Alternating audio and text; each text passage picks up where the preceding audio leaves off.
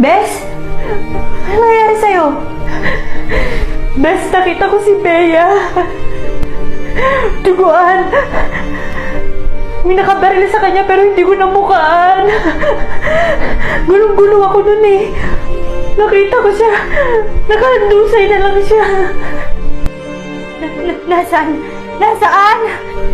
Doon. Nandun siya. Wala na yung bumaril sa kanya. Nandun siya.